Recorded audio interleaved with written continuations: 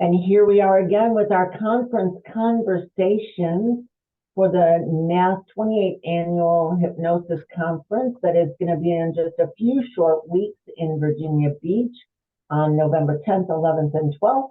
And today I have with us our very own clinical advisor, Alicia Clifford. She is doing 2 presentations, and I want to have a conversation with her so that you can get to know her better and we'll understand what her presentations are going to be about.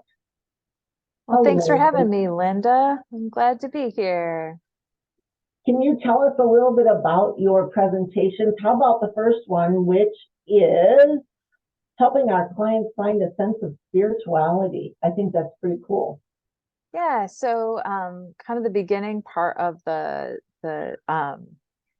title is the higher self. And so what I think a lot of us are probably experiencing in our world today is noticing that people are feeling a bit disenfranchised, perhaps, or disconnected from kind of the formal religious practices. And that used to be a way that people kind of started off their journey of like connecting to what it felt like, regardless of religious context, to just be in a spiritual space, right? And so finding connection to spirit through the higher self is kind of the hope of how do we facilitate conversations with our clients about where do you find kind of a peacefulness within you, and a knowing, that wise voice, that inner compass that feels like, rises up within you, and it kind of creates this peacefulness, almost this connection to your higher self being all of those things that I just described, and kind of helping people to know that there's all different ideas about how to access the higher self. And in the presentation, we'll talk about how do we facilitate conversations with clients that might come in for just a classic clinical hypnosis. And since we're transpersonal hypnotherapists, how do we even begin the discussion of connecting to spiritual self? And by thinking about like your higher self, a lot of people will be easily engaged in a conversation around that. But if we said, so tell me about your spirituality, or tell me about, your, like, what you believe beyond this lifetime, like all sorts of different things that I think people might be like, oh, I don't know. But we know the power of incorporating spiritual beliefs, and then even helping people to foster their spiritual beliefs through some of the transpersonal experiences that we can facilitate in our hypnosis work with clients. And so in this session, we'll talk about what does that even mean to help people start to understand the mind, body, spirit connection through that already present, ever present for all of us, higher self. And then what does that higher self even mean beyond this earth plane? Like, are we, but I'd like to facilitate discussion amongst the people present about like their beliefs about the higher self, how they connect to the higher self, and really just have it, some of the presentation, it's only an hour, but kind of a think tank about like, how do we create space for our clients to start to consider what it means to incorporate spirituality into their lives. And it can just be through connection to higher self, not a God, not spirit, not the divine. If they don't feel comfortable with those words, that's okay. Because the divine is with us, within us, God is within us, all of the above that I just said, like it's all within us. And so how do we help our clients with that? And then also just the idea of the higher self, linking back to the higher self for linkage back into past life regression has really helped a lot of clients that I've worked with achieve that journey of the past life regression, because they feel safer going to themselves, if that makes sense, up in the divine.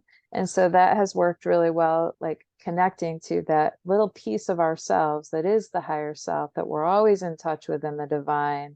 And like, I'm kind of giving a little commercial here, which is the point of what we'll talk about in the conference. But how does that anchor in the divine that is the higher self aid us and facilitate kind of our highest and best healing and growth and journeying and all of the above. So I thought it would be fun to talk a little bit about that and learn from each other as well. So it sounds like the participants will learn to take some questions back to their clients or really help their whole session with maybe getting into their spirituality as well in a different way. Yeah, and bridging that gap between those clients that really are having positive experiences with the classic clinical hypnosis. Like, how do we move with their permission and comfort, move them into that really meaningful mind, body, spirit connection in a way that they foster within themselves instead of it being ascribed and prescribed to them, which I think can be distance creating. So specific questions, specific dialogue that can be helpful for the hypnotherapist to engage in with the client. There'll be examples of that takeaway to bring back to your practice. And also, I think, hearing from your colleagues about what works for them. This was definitely a big topic for 1 hour. And so it's really just meant to be a jumping off point to create further thought and discussion after the session. Absolutely. Well, it sounds fabulous. And I know you are also, so you can see her for that hang on, I've got it right here somewhere. Saturday at 4 p.m. is the helping our clients find a sense of spirituality. And then on Sunday, also at 4 p.m., remember 4 p.m., you can see Alicia for her 2-hour talk on the trauma-informed hypnotherapist. What will participants learn from that? Yeah, so this is a 2-hour. And so there's been a lot of requests for presentations on trauma. Last year I talked about, attachment wounds and how to help, not like attachment wounds, like spiritual attachments, but the attachment wounds within childhood, and how we can help clients with that. But then there was a lot of requests about just generalists, like trauma, informed approach. And so trauma informed approach is something that we should all be using, whether we're actually targeting through our work trauma experiences that our clients have had. So being a trauma informed therapist is creating a practice, a space, a connection with your client that assumes that your client has experienced trauma in some way, shape, or form throughout their lives without you even having to know it. And so it's creating a space within ourselves that, okay, what practices can I use to create safety, create empowerment, create connection, hope, and really this awareness of that their comfort, their abilities to advocate for self, even in our space, like that we are compensating, really, not even compensating, but we are aware of that could be challenging for clients. And so making sure that we're mindful of that. So we'll talk generally about trauma. It's a very general, I think most people know what trauma is, right? And I don't use quotes to minimize the word trauma, but the word trauma. But we'll talk about, general awareness, a general overview of trauma, and then talk about how to create trauma-informed care, like the practical strategies that you can do, as far as what your communication is before a session, what you communicate to clients during session, how you set your space up, how you create, safety universally. So it's not like my practice. Sometimes if I think this person has trauma, this is what I'm going to do. It's creating universal precautions and really creating a space that, regardless of whether someone actually has had capital T, lowercase t trauma, they are feeling safe, secure, and empowered within that experience. And so really looking at also the language that we can use in our scripts with all clients is also trauma informed. So regardless of whether you're doing trauma work, what words, what language do we utilize to address some of the wounds, the areas of resiliency development that somebody who's experienced trauma might benefit from, even if they don't say anything about their history. They come in and they say, I want to stop eating so much chocolate, or I want to not be afraid of snakes. Like, how do we still help through the use of our scripts? And so there'll be examples around that. And really just this 2 hour will allow for more discussion, not too much more because it's kind of content heavy, but discussion around how do we bring this back into our practice like immediately. And so, yeah. That sounds awesome. And you're right. I think a lot of times clients have trauma that they don't speak about, right? Yeah. So we can then address just universally how it is. Right. And we know the power of our subconscious mind to protect us as well. And so conscious mind, Sally walking into session, she might not necessarily be aware, right. Conscious mind, of the impact trauma has had on her, but reacts maybe to certain things that aren't trauma informed, not a universal precaution that is in place. And it can really, be a barrier to safe and successful experiences for our clients and positive results all around. And so, yeah. Sounds good. Well, I know that everybody enjoys your presentations when you do them. That's so nice. We have lots and lots of good remarks afterwards. So we're looking forward to seeing you again there. And tell me what you really like about the NATH conference. So what I really like about the NATH conference is I like the content. The content's great. It's wonderful content and it's pretty diverse. So like you're not going to the same kind of session over and here we're talking about this, but it's a little bit different. Like it's very diverse. And I think there's a lot that is expanding. So things that you might not have considered. What I love most about it is that I always come back with a lot of stuff that revivifies, re-energizes me in my work with my clients, and just me as an individual in this world. But I think I also really love the vibe, and you can feel the energy kind of rises as we go through the weekend. And I'm really excited to be back in that space and meet a lot of the new attendees. And I hope that people who are on the edge about like, do I come, do I not come? I've never gone. And is it like a club and I won't know anyone? Will I fit in?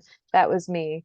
And I came, and you will fit in, and you will be with like-minded people, and you will have an opportunity to create some good connections and learn a lot of really cool stuff and just expand as a human, but expand as a hypnotherapist or a healing practitioner. Absolutely. Thank you. And also for those members who really don't know you very well, can you give them just a little bit of background about yourself? Yeah. So I am a clinical social worker. I have been working in the field since 2021 is when I had my first like official social work job. I have my master's degree in social work, and I have a lot of experience working in, in my career, I've worked in child welfare, I've worked in residential treatment centers for youth, and then I've worked in with folks with severe and persistent mental health concerns. So I've been a mental health therapist. I've been a Reiki practitioner as well. I've do crystal energy work. And so before NATH, I kind of had two different kind of realms, and NATH has allowed me to kind of pull it together.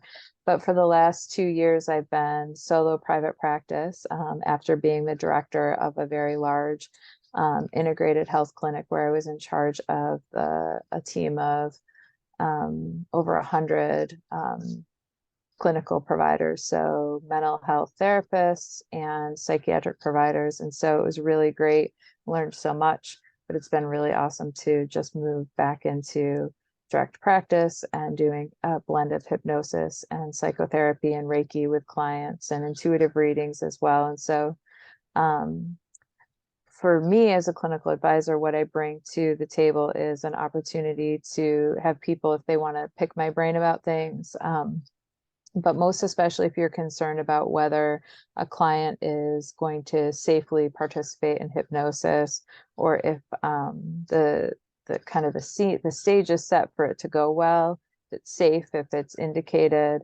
I have experience with the mental health world, the substance use disorder world, that may help others feel a bit more confident in approaching some work with clients that definitely would benefit from hypnosis, but it might feel a little daunting to decide whether or not they fit into your hypnosis practice. And so I'm always available at Alicia@nath.world for questions, for people to pick my brain. I help Linda at times when she's wanting a second thought or opinion about something related to mental health, substance use, medications, things like that. And so I'm happy to be a resource for the team.